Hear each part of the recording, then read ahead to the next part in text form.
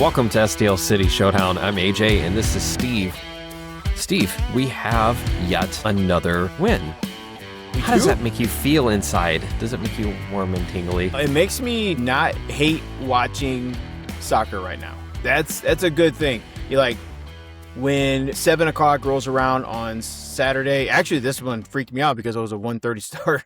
But like when game time rolls around, you know, my wife and I understand like I'm going to watch these matches. And for the last month, it hasn't been an utter, we got to go do this. You know, it's just been kind of like a little bit of optimism building here. And it's, you know, and it's been okay.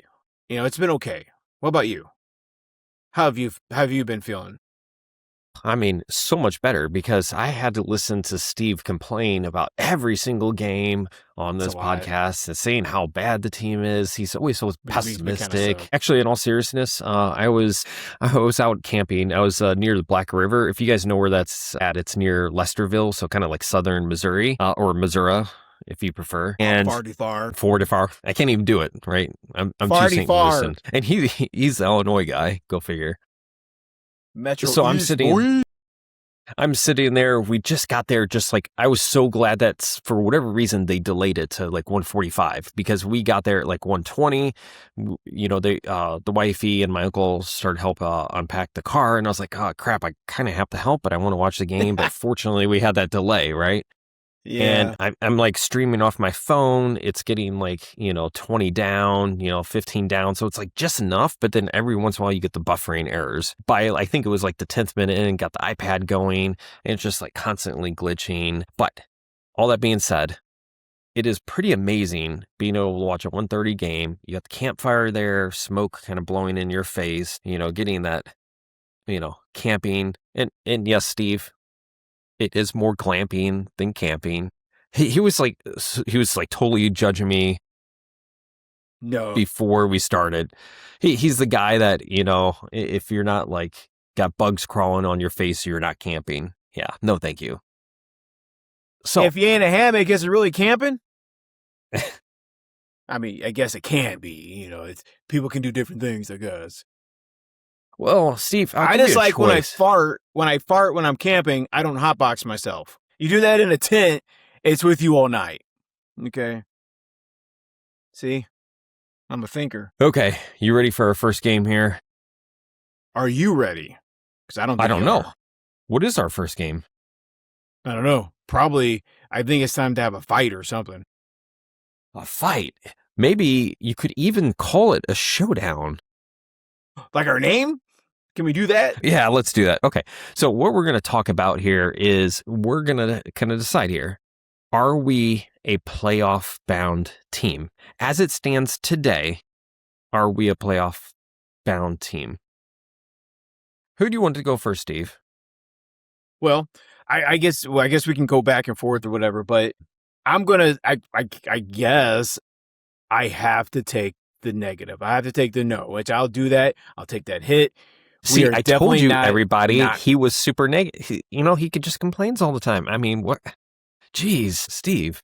Listen, we're not a playoff team. We're not a playoff team because I think the first thing that makes it very clear that we're not a playoff team is that we've dug such a deep hole that we're now having to kind of move out. Like we spent the entire first 2 full months of the season not getting any wins, while the rest of the team that are playoff contending teams were collecting wins. We're collecting those points. And now because we've gone, 5 weeks without a loss, all of a sudden we think that we're in a playoff spot. Even after these 5 weeks, even after all these not losses, we're still in 12th place. So if I were to say like, yeah, we're a playoff team, we need more than 4 wins at this point before I can get super excited. Yeah, being in 12th place, that's about where I thought this team would finish. Notice I thought this team would finish out of the playoff race. So if I'm going to say at the beginning of the season, I don't think they're a playoff team, and lo and behold, at the break, we're not a playoff team, then I'm going to start off by saying no. If we want to come out hot, then that's a playoff team. One more win and we're ahead of San Diego. We jumped ahead of Austin. So yeah, that's great. Coming right out of the You and I thought at the beginning of this season, this team would really struggle against good teams and kind of feast on other bad teams, the other teams in the crab pot. And that's kind of what we are. We're kind of that lower tier team that is really good at beating up the other short kids on the playground, but like we're not gonna make it against those other teams. So like I'm gonna start off this list with a salvo by saying we waited too long to start doing something. What say you? Okay, Steve. I will say we tend to be pretty optimistic. It was 2 years ago, so the beginning of last season, we were predicting something crazy like third place in the West and everything. Yep. And even the I thought they beginning would of win. Yep. And even before this season, I can't remember exactly, but I think we were saying something like 7th by this point, 8th, if I recall, and we're currently in 12th. Now, that being said, I I think we still have time to be right here. And here's why. Yes, everybody is quoting a couple statistics. If we look at the past 5 games, and this is across all competitions, which I think it is fair to include the Open Cup games because they were against MLS teams here, we are basically undefeated. We don't have a loss. If we go back 7 games, we are 5 wins, 1 loss, and 1 draw. That's pretty good. Just looking at the last 4 games, and I know it's just random, like stats. It's like baseball. There's always a stat for everything, right? Yeah. In the last 4 games, right, if you assume that there was 4 points available, that would be equivalent of 10 points. So we got 10 out of 12 possible points. I would say that's an amazing trend. I'll go even a little bit further here. Our current goal differential, and this was including these games here, at least league play games, our goal differential is -4. However, if we look back at the last 7 games, our goal differential is 9-4, so a +5 goal differential. So that means that our trend is very, very positive in this case. So I think if we're just looking at wins, losses, and draws, we're going the right direction. Now, you and I, Steve, are both huge about the eye test. The eye test. We don't care about the numbers. We're not the statistics guys. We're not saying, well, according to the stat book, it's 78.3%, right? No. We like what we see. There's one thing I will say about DeMay, okay? I don't agree with some of the things he did early on, right? Which was he just held on to the players. He kept Vollum out there and everything, right? But you can tell the players seem like they are buying into the system and they're starting to thrive. Despite us having less than average players on our team, right? Like if you take the group of players, right? How many players are really worthwhile? Hartel, Leuven, Berkey, which even Berkey's even in the bottom third-ish right now, right? Boy, you're doing my work for me. Go ahead. I know, right? But Go the ahead. point is still, even with these lower quality players, we're still getting results now that the system's starting to take a hold. The summer transfer window starts on July 13th. Our first game back is July 16th. So we could potentially, you're not going to get players in like instantly July 13th, but you will get them at the end of July into August. We will increase our quality of players. What's going to happen when we have that quality increase? I think there's a chance you may see an explosion. I think we may even have some more wins back to back. We actually might have winning streaks. But you're saying with this current team we have now, we're probably going to have another explosion. Or are we waiting until August for the reinforcements to show up before we can have this explosion? So I do agree with you with one thing, right? I do think we will feed on some of these bottom feeders for sure, which you have to do, right? Like if you want to be a playoff bound team, right, 9th place or higher, you have to be able to dispatch 10th through 15th pretty readily, right? Like you have to have a great record, but then you have to have some ability to capture some occasional wins from higher teams. I think as it stands, we're starting to see some of that. Maybe not as consistently as we would like, but I think if you're saying, can we go from 12th place, which we have 16 points right now, and 9th place is 20 points, we're only 4 points behind. Could we constantly go up the ladder? I think it's very possible. It's only 4 points. That's a win and a draw. Right. Now, assuming other teams. Yeah. Yes. You're also figuring that teams are ahead of us are also either losing or they're drawing at a bigger or higher rate than we are. And with this roster that we have, we're not doing that. Right now, we're getting wild results from some transition, from some set pieces. We are still missing a multiple or a double-digit score right now. And other teams in the West have spent time, those teams that are playoff teams, they spent this past transfer window building those teams, building those squads, getting that up, and we did not. We spent that time getting some backs and getting a head coach. We're still playing catch up, and we're trying to ride a hot streak before a break, through the break and after that, while the rest of the playoff teams ahead of us are also doing that. Don't forget, they're also regrouping. They're also getting better. And how much better can we get to bust into that playoff spot? I'm not confident that we have the gas to do that. So one of the reasons that we won on Saturday was we had a standout performance from Fall U Fall. This same guy is the same guy that most City fans were like, he's been a disappointment. We got to get rid of him. He's not good. Why is he even starting? And he has an amazing blow-up game. We're not going to have that on a regular basis. Hell, he may not even start the next couple games, but yet he won. We won because he had an amazing game. We can't consistently depend on that. We can't consistently. Our main striker, Mr. Betcher, doesn't do that on a regular basis. We just don't have, you mentioned it, that we do not have those skilled players. Yet we're expecting this magic to happen on a regular basis. I'm not confident in that. Also, you also mentioned that our goalkeeper, our DP goalkeeper, is in the bottom third of the league right now. How are we a playoff contending team if the guy that we depend on for in between the pipes is one of the worst goalkeepers in the league right now? Well, so let me ask you this question. So this was actually an interesting game, but does this tell you our strategy? So Fall first MLS goal was this game. Edelman, this was his first goal with us, right? Now, I went back and watched the replay of the own goal because I was on a little tiny screen, right? And there was an amazing pass from Leuven to Totland, who then served it in. Now, from what I could tell, if there wasn't an own goal, there was both Betcher and Hartel making that run that possibly could have knocked it in at that point. So the thing is what I'm seeing is the goals seem to be kind of spread out. I know we're missing a striker, and is it as much that we were counting on Fall Fall to have the goal there, or was it the fact that our team is more set up that we're not just relying on one player, but it's more of a goals by committee, which is not necessarily a bad thing either. So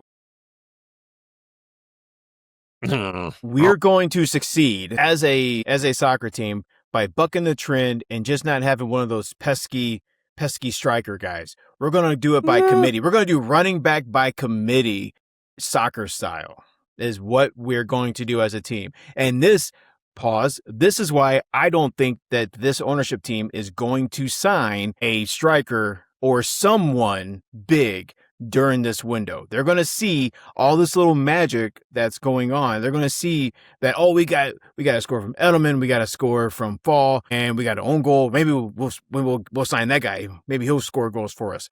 And they're just not going to. They're just not going to care. They're not going to care, and they're going to say, we got this Cordova guy. We're going to make him better. He's going to be our big sign. I don't believe this team is going to do that. I don't believe it, because what you're saying right now is what Ray and DeMay is going to come out and say, that we're building a different team. We're building a different team. And that's going to be the excuse. And we're not going to have a single guy score more than 5 goals this year. We're going to miss the playoffs barely. And they're going to say, we're going to get in the sprint season. We're going to figure this out. And we're going to be a laughing stock. So the first part, what you said is, I'm not saying that they're going to be successful. I'm not saying that, yes, they're going to go win the championship right now, right? We're just talking about, are they good enough to get into the playoffs, which is, we're in 12th place, getting 3 slots higher at 9th place. Second, side showdown, right? You had mentioned this before too about the striker. I do wonder, there's no way they're going to sign Cordova. That would be like, there'd be riots in the street, literally, right? I don't think there will in this city. I don't think Well, there will. I don't think there but will. These fans, I don't think there will. I think people will go, okay, give me another $20 beer. I think if City's gonna do something cheap, they're gonna at least do like a little curtain pool where it's basically kind of like you get like a Cordova, but not actually Cordova, like somebody similar price, but not the big signing. Because like you and I, in our heads, right, we're both expecting like a true DP striker that's $2.5 million a year, right? That's what we're hoping That would be what for. it would take for us to succeed. Yes, but this is why they won't do it. Right. What do you think? Do you think they're going to just get somebody who's like a $1.5 million striker and call it good? Maybe $1 million? I'm saying the person they're going to score is on our team. Gotcha. Okay. I don't. During the transfer window. So City signed a player that was once on FC Barcelona. 2 team. Do you remember that? Do you remember I do. Mbeke Fall is the guy that they signed? And all we heard, and that was coming out of City, was City as St. Louis City SC signs FC Barcelona Mbeke Fall. And a tiny asterisk, it was on the 2 team. Like, this is going to be the nonsense that they're going to try to pull. If they're going to do something like Cordova plus Bayer FC star 12 years ago. Like, this is what we're going to get. And it's going to trick a lot of people because that move tricked a ton of people. I had people on the St. Louis City Discord and on Facebook yelling at me, calling me a not true fan because I didn't appreciate that they signed a Barcelona player. And I'm like, he's not a Barcelona player. He's not a Barcelona player. He's a development league player. And they were like, oh, their development league is so much better than our 2 team. Like, he's not a Barcelona player. He's never stepped foot on the Barcelona field. And it's like, they don't care. I have a feeling they're going to do the same thing. So let me ask you, would you rather them sign a striker who is, slightly older, like maybe not retirement type of striker, but somebody who's slightly like older, definitely in the second half of his career, that's kind of known? Or would you rather see them sign someone who has a lot of potential that's still younger, but maybe cheaper, and then you can spend money elsewhere? Yeah, they did. Actually, we have an example. They did that. They did that this past offseason. Simon Becher is a young guy with a lot of potential. He's a striker. How's that worked out? Yeah, I guess I was thinking a little bit more potential. That's how it's going to be sold. Like, here's an example, Edelman, right? He's a younger guy. He has a lot of potential, right? He's not quite there yet, but he does have a lot of potential. Would you rather see them have a striker that comes in who has pretty decent potential, maybe a TAM signing and using the DP elsewhere? Or do you just say, no, DP striker, done?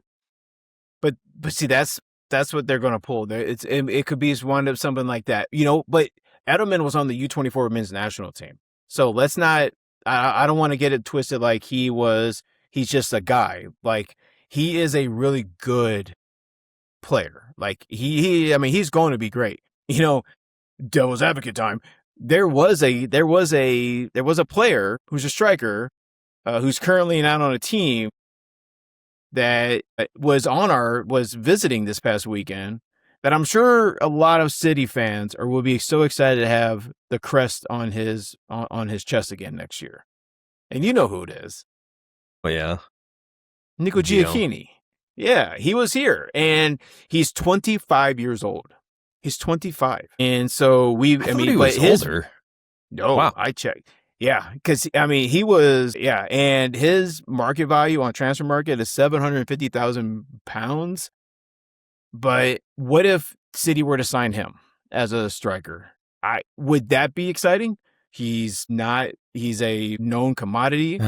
He definitely would he fit in the C? No, I just, I don't know. Maybe I fall prey to like players' passion. Like, I love how much he loves City. He visits. I remember his car had like decals of City and then his current team, which was awesome. You know what I'm talking about?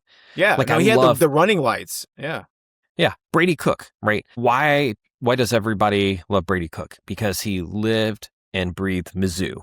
Right? Yeah. Like, he was all about Mizzou. He only wanted to go to Mizzou. He would do anything for Mizzou. You love players like that. That's what he reminds me of. right? But the only way I would even remotely entertain it is if he was our sub striker, like the bench striker, right? No, Like no, he he would have to be our no way. starter. There's no way. We'd have to spend $1 million on him. We have to spend $1 million No, on I him. know. I get it. But the only way, like, if you ignore money, the only way I would entertain it is if he was on the bench, because he's not going to be your starter. Because the other thing too is I don't know him well enough, and I'm not that smart at probably. Does he even fit in this particular system? Also, Probably not.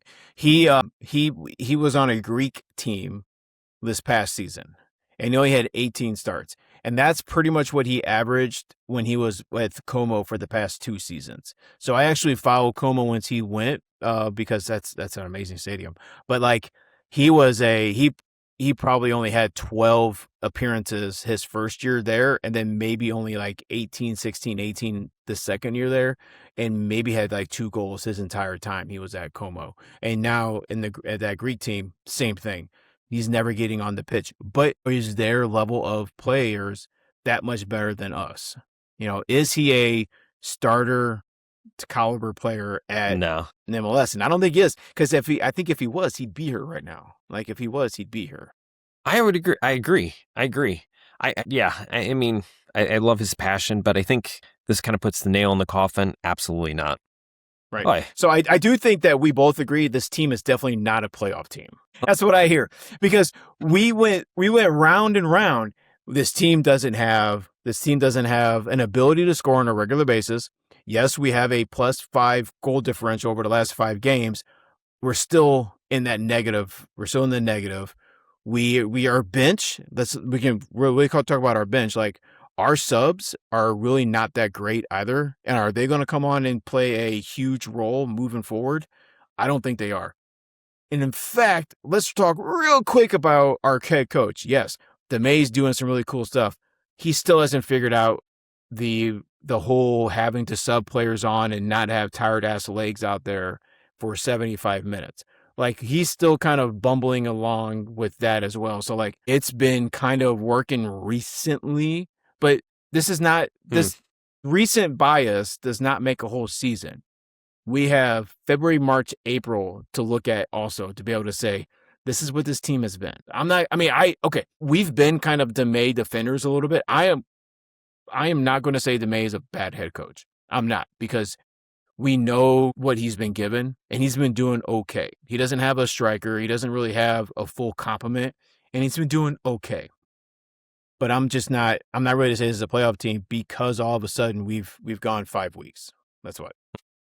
But again, I think we agree, not a playoff team. Thanks for coming, guys. Jeez.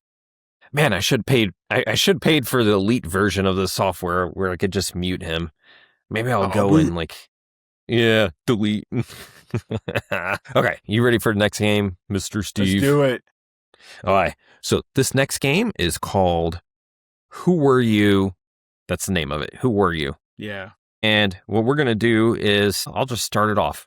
We'll figure this out as we go. You ready? Let's do it. Talking about this game, you ready? Who were you excited about? Crap. Who was I excited about going into this game? Ben Lunt. Ben Lunt was the player I was excited about, because you and I have been saying, like, and we're not the only ones, but like, people have been saying, like, we should have signed Ben and let Berkey go. I was so excited for that young man to get his full game in, and I'm glad they did. I'm glad that they did, because he is such a powerful defender. And in that, we'll back up real quick. In that Open Cup game, he had 2 that I can remember PK blocks. 2. And our big guy doesn't have any. So I was really glad to see. So no, I was excited about Ben Lunt. What about you? I think you picked actually a really good player, just to tag on to that. I was actually, honestly, I was shocked that he actually signed here as a backup to Berkey, because especially when you pay somebody as a designated player money, you know that even if Berkey starts to waver, he's not doing as good. It's really hard to pull that player and say, hey, you're going to be riding the bench and we're going to put the backup in. Basically, Lunt's only chance to get into the games were going to be injury. So when he signed, I was excited, because I felt like I felt like he could go to other MLS teams and actually start. I He'd be a actually felt starter. like that. And I think with these games, we're seeing that. Okay. So if I had to pick somebody I was excited about this game, I'm going to pick one of my players I love watching play, and that's Leuven. And the reason why is because he actually had a pretty good game. I'm not going to say he excelled. Like most people are talking about Falu Fall right now. But when you look at his passing, his just calmness with the ball, like his on-ball play is actually really good. Oh yeah. I was excited to see that just because he's been off for, how long's it been? It feels like a year, right? Yeah. And is this his first 90 since he's came back? Or did he have one other? I No, this can't was me remember. first, and he got subbed off at 88th minute. But like this was his first full game since coming Oh, back. yeah, you're right. He did. Okay, that's right. He didn't go all 90. Okay. And Yeah. that's So, close. player close. And I'll the take game it. was over. The game was over. So why keep him on? Absolutely. Dude, So Kyle I Heber's was- still on our team. You totally forgot Kyle about Heber. Kyle Heber's still on our team. Oh my god. I'm sorry. Like I'm excited that he's still on our team. I totally forgot. Holy crap! And he was on the bench. It's so crazy because when you look at these head coaches, they value these players so differently. And I get that they have different systems, but it seemed like Olaf valued him more. So did, what's his face? Critch or Hackworth. Yeah, I'm pretty sure if I remember, Hackworth did to some extent, but if I remember, Critch did too. But then now he's like totally fallen off. Totally fallen off. That's wild. All right. Who are you disappointed with? Oh man, there's a lot of choices here. I know a lot of hardcore fans will hate me saying this, but I would have to say the ref. Okay, well, here's the thing. I thought he did a solid job, so I would love to hear why you were disappointed in the ref. I thought the Really? ref did a good job. Yeah. Did you watch the same game? I did actually, yes. And I did it on a regular screen too. So maybe because you were watching it on like a little pin phone, maybe that's what you didn't see. Yeah. Well, here's why. Like, and I'm actually shocked because he gave a yellow card to your boy Durkin. If you remember that. That was a ridiculous call. But when Josie, my daughter, and I were watching, we're like, of course he did. Chris Durkin just being in the vicinity is, you have to assume he has mauled someone, even though he got hit. Chris Durkin got hit. He got the yellow. It's just, of course he did. It literally, I watched it back and I just couldn't understand how was that even a foul against him and how was it even yellow, right? Nope. There were other times, and I can't tell you the exact fouls, but through the game, I was just like, how are you calling that on us? Or how is that a no call? Like, I just felt like it wasn't consistently played. It's hard to talk about the missed calls on those fouls unless we had video going along with this. But I think the big one that kind of represents this was that yellow card. Yeah. What about you? Who were you disappointed by? It's hard to pick one because everyone was pretty good. Like, everyone was pretty good.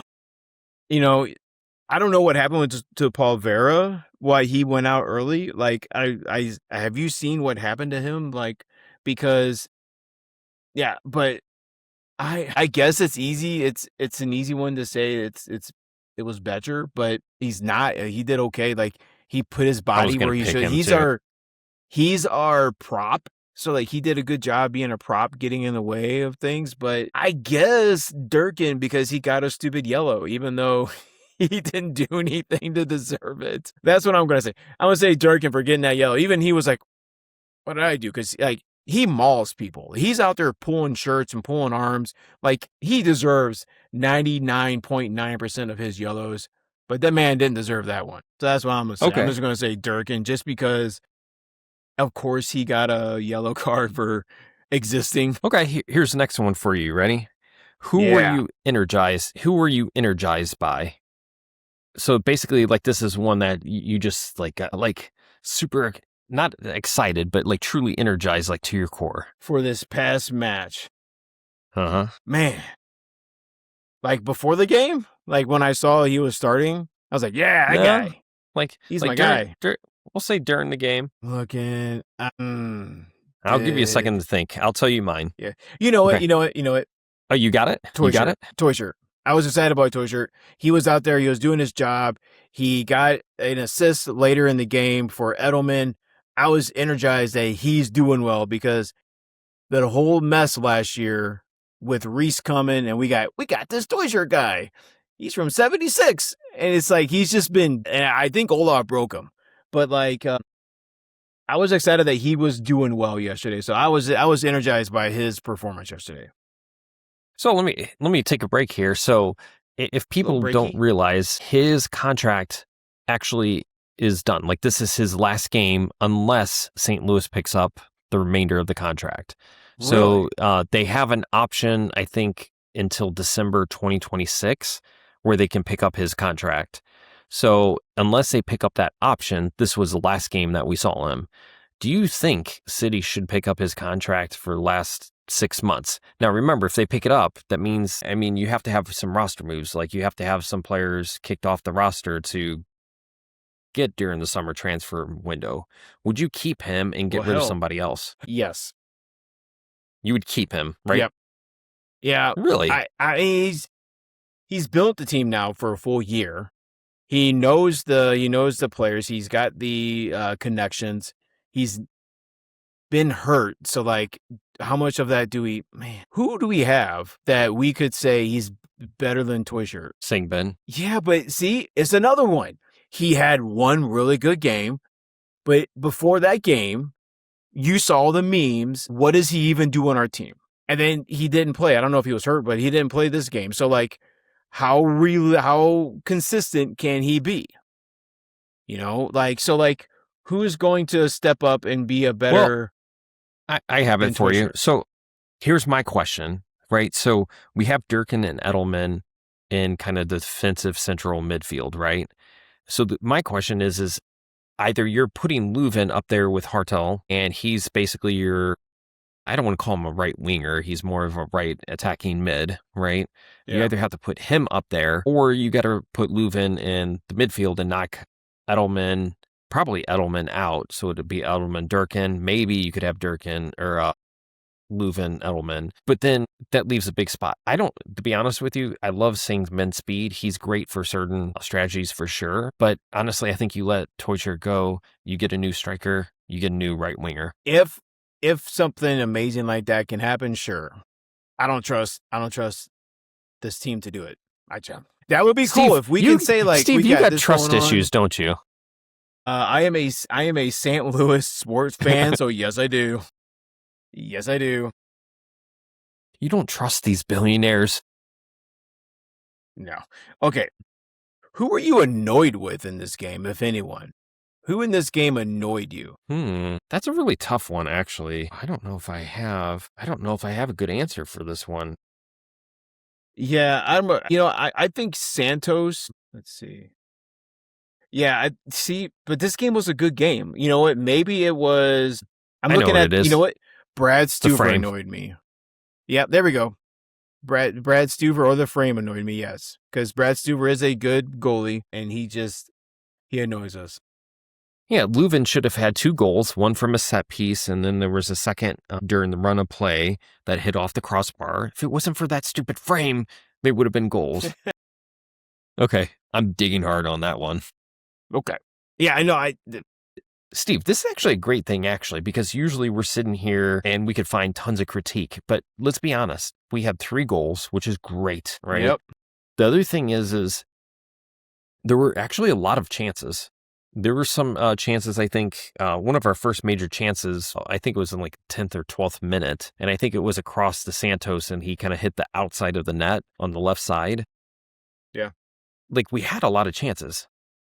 This is exactly what you want to see, to be honest. Yes. So it's hard, because if you say, who were you disappointed by? Who were you annoyed by? It's like, finally, it's like we actually have to think about this. Yes. Wins seem to do a lot of healing, right? Like, yes. Yeah. All right. Do you have any other who were you? No. Did anyone make you nervous during this match? Anyone make you nervous? You know, anytime Becher gets near the goal, I get nervous because I'm pretty sure something's not happening. That's what makes me nervous. I'll be honest. Falufal still makes me nervous anytime he has the ball. I am sorry, guys. I know he's your hero for this game, and just like Steve says, like it's easy to just think about this past game and think that that was a trend for the entire year. But the fact is he's still a little. I don't want to say maybe lazy is the best word, or just he doesn't give enough oomph and pace to his passes, especially when it's kind of the defensive possession model, and it just. Honestly, it makes me nervous because one of these days, a defender's going to cut the route and just take the ball, and it's going to be a clear shot on goal, and it's going to be a huge mistake by him. Yep. So right now, this season, he only has 2 starts, and he's only been in 5 games. And he's got 1 goal, but like he just has not been on the field much. And clearly our team doesn't have a lot of trust in his ability. So like, why should we as fans, if the team isn't wanting to put him on the field, why are we going to say he's our guy? Like, I don't get that, so like, we got him until 28. And honestly, I think in certain cases, he's okay for a good backup. Like to me, if you are losing, right, and that's going to happen, or if you just for some reason you really need to push, right? Like let's say it's near the end of the season and you're like, okay, we need to really push for wins and not for draws or whatever. Like I feel like he's a stronger offensive option than a lot of our other center backs. Defensively, not so much. So maybe he does have a role here. Yeah, which I'm fine with. It's just, we cannot trust that he's going to be the guy game in and game out. He's just not going to be. So out of our 3 center backs, right, we have Timo, right, Baumgartel. We have Polvera and Orozco. That's basically like our starting lineup. You have McNaughton, who's basically our primary right back, and then kind of a backup, we have Falufal. The problem is we don't really have a true center back, like a true Timo replacement. I don't know who would be a good person for that, but maybe that's something also they might have to address in the transfer window. Yeah. You want to do goal or no goal? Sure. So I got a good, quick first one here. So JCRC, a case study on Reddit said, can we get these jerseys with the flags?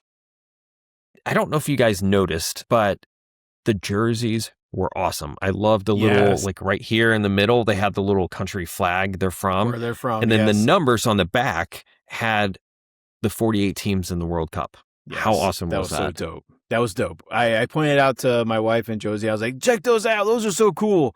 And I was like, I bet they're going to try to sell those. I have not seen them. I mean, some people were asking for them. This is crazy because literally people want this.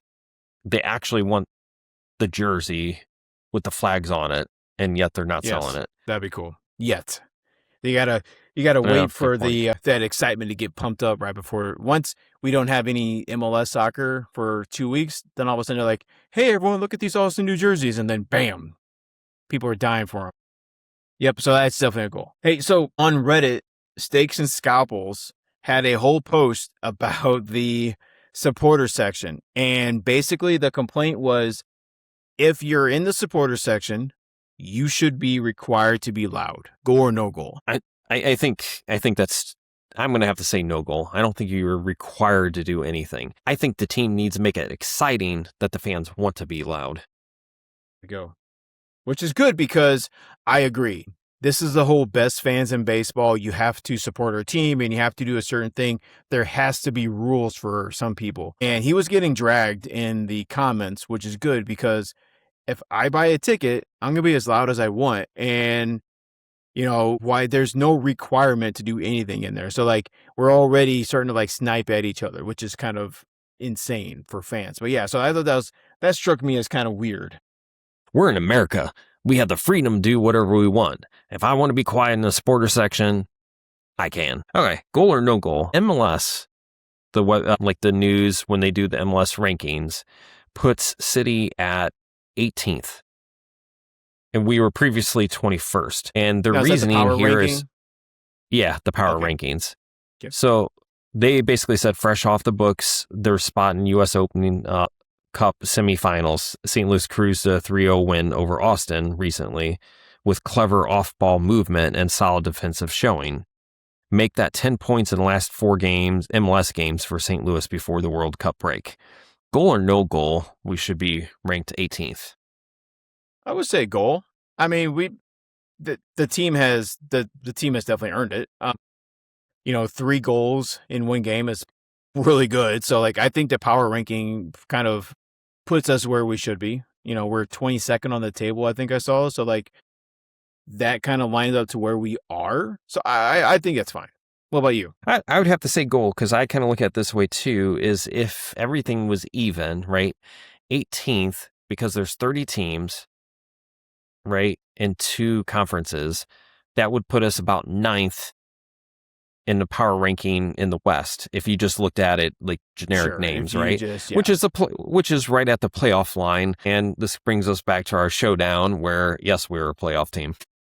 You know what? This is awesome because my next goal or no goal is a person on Reddit said, this team is starting to give me hope for the season. Goal or no goal? I'm going to say goal. They should have hope. We're 4 points, just 4 points away from playoff contention. Now, I agree. If we only had like 5 games left, I would say, hey, look, 5 games, that's not enough time. We played, 15, 16 games now, I think? 14 games. That means we have 20 games left. You're telling me we can't claw up 4 points in the West in 20 more games, because there's 34 games in the season. We played 14. You can't tell me that we can't claw up 4 more points. So I mean, yes, hell, we can claw up 4 points, but the better teams above us are also going to claw up 4 damn points. Like, there's other teams that are playing, and yeah, we can be good, but yeah. So coming back, our very first game is against Kansas City. Mark it as a W, and I think it's in St. Louis, so mark it as a W. But after that, we've got some struggle. So yeah, so after we win that match, if no one else does anything, we're 1 point out. But we're still 1 point out with a team that is not a full team. That's running back by committee, if you will. And that's what we're pitting our hopes on. And we still have until October, November to survive. You know what would be fun, Steve? Maybe during this World Cup, because we talked about doing some episodes, maybe in our prediction for the second half of the season, which is actually more than a half, right? Maybe we could look at the next 5 to 10 games and maybe have a prediction about how many we would win or draw and see if we could claw our way up. I would love to do that. That could be fun. So on Reddit, my uncle had actually said the exact same thing. Fort Collins dude on Reddit said, can we skip the whole break thing and keep on playing? You saw that too. Yeah. Goal or no goal? Yeah, I'm going to have to say goal because, like your uncle had said, the worst thing you want to do is be a hot team on a break. And you need that momentum. You need to keep that up. And is this team going to be able to do that? And I don't think they are. I think that we got hot at the right time, and now we got to stop. So, yeah. What about you? What do you think there? I'm going to say, of course, goal, right? Like, I don't think anybody's going to disagree with that. However, there are some things to consider, though. One of the things is our starters are basically same starters, have been out there every single game. At some point, I think we're going to risk injuries and very, very tired legs. So to some extent, I think we were just waiting for a collapse at some point. It might not have been, my guess probably would have been in mid to late June when it started getting hot outside and the heat started taking a toll on these players. Because it's not just the games, right? Because they're also outside practicing too. Now, I get it. It might be in the morning time before it gets too hot, but still, yeah. Yep. So I'm just going to simply say goal. I think it's a good thing that we actually didn't sign a lot of players during the winter that have never experienced this kind of heat and humidity that they're about to get hit with. So, you know what? Maybe that's what the ownership team decided during the winter. Like, let's not do that. Let's not hurt these players because this humidity sucks. So maybe that's why they did that. Alexander, bunch of numbers, says, Big Ben, clean sheet, let's go. Goal or no goal? Well, am I supposed to say goal or no goal? Because he didn't lead. He was a clean sheet, so no goals. I'm confused. Yeah. So I'll say goal for the no goals. Yeah, me too. It's such a good. it was such a good thing to see. He's such a positive player out there, and he's such a good goalkeeper. It was good to see. Do you have anything else? I don't think I have anything else here. I think everything's pretty redundant. I had another Fort Collins dude, but he is basically saying the same thing that we've kind of said. Mays deserves credit. I think that's a goal. Pulvera's injury and Durkin's yellow card was stupid. I think we all agree with that. Yeah, I just kind of enjoyed this game, to be honest with you. Yes. It's a long time coming. Yeah. I just hope that when we get out of the break on July 16th, we actually have something good. It would be really good to be able to talk about the big signing. Wouldn't it be really fun to be talking about the big signing if it happens? Like, that'd be cool. Unless the big signing is like, we signed Cordova, which I don't think a lot of people are, see, that's, that would be super, but I think you got to get ready for it. All right. So I would love to be able to do more like during the break. And I hope everyone out there is excited to have us keep recording, because we do love doing this and we love being able to bring this to you, because we bring a different approach than some of the other podcasts out there. We're not talking about gambling. We're not talking about stats. We're just talking about like what we see as the fans. And I really do appreciate your support. We appreciate you guys logging on and actually sitting through this with us. So thank you. Yeah. Well, take it out, Steve. All right. So I actually talked with AJ. One thing that I noticed was that just incidentally, we've been doing this kind of outro since the beginning, and we since enhanced this. So like, go ahead, look around, grab your partner on each arm, have your wife and your girlfriend just not in the same room together, and kind of go kiss them on the cheeks and go, all for city, baby. And that's a wrap. And that's a wrap.